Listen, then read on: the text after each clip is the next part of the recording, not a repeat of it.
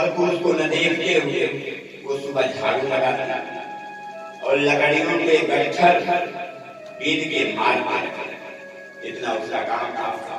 कंदमूल फल वगैरह खाती थी, अपना जीवन निर्वाह करती थी।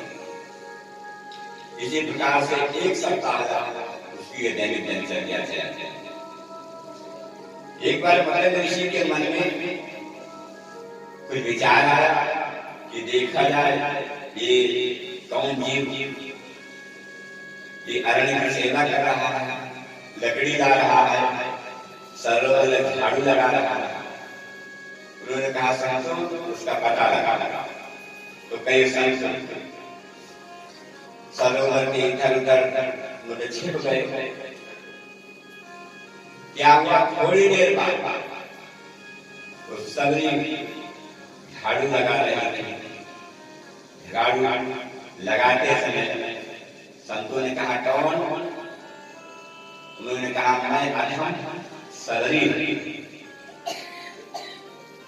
उन्होंने कहा ऐसा है, तुम यहाँ जंगल में कैसे?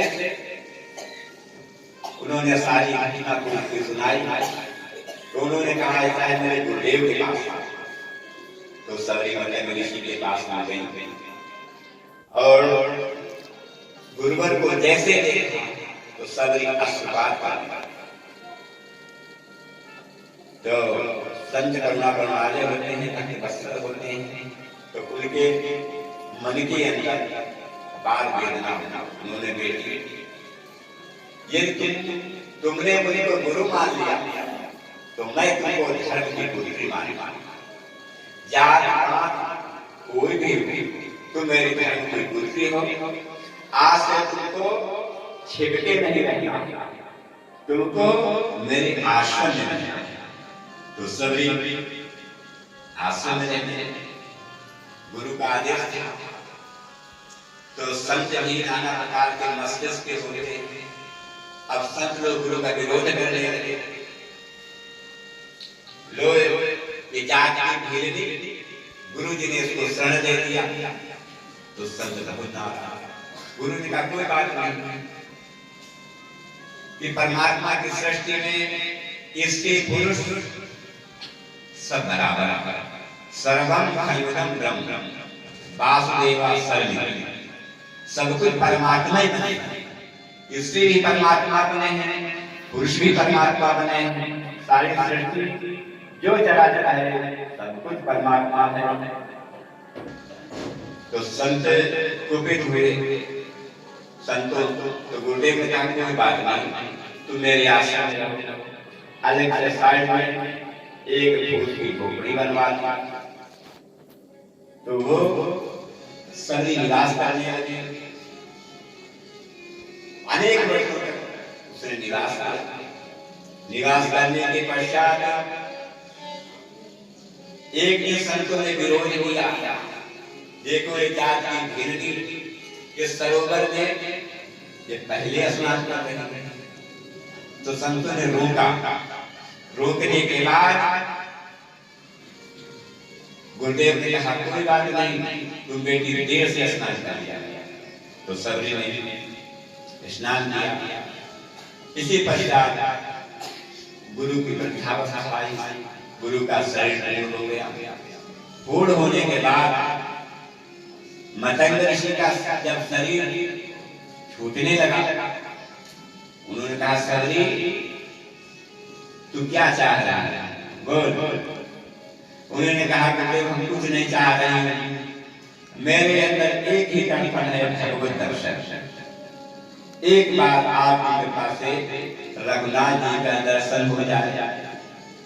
तो मतंग ऋषि ने कहा बेटी ऐसा ही होगा, जाओ मैं तुम्हें आशीर्वाद दे रहा हूँ। एक न एक दिन रूप श्री राम तेरे इस फूल की झोपड़ी में आए। इतना कहकर गुरुदेव का शरीर पूर्ण हो गया।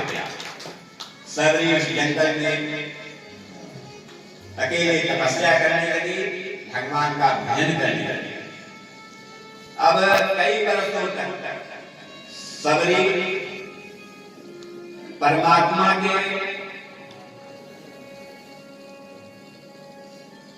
परमात्मा की जो है रास्ता दे। जंगल में यदि कोई पशु पंछी भी निकलते थे, हिरण वगैरह, तो बार बार देखते थे कि अखिल को ब्रह्मांड नायक श्री राम लगाए आ रहे हैं, लक्ष्मण जी पीछे हैं, माँ सीता भी है। इसी प्रकार से वो कल्पना